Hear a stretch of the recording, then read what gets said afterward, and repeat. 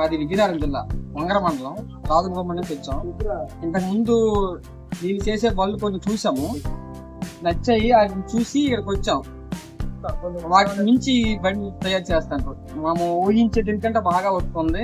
Stickering అని painting అని వస్తు చాలా అద్భుతంగా ఉంది. సూపర్. నాకైతే బాడీ బాగా నచ్చింది. Happy happy full happy. Full happy. Okay అన్న, ఇంకేమైనా ఉంటే బళ్ళు చెప్తారా?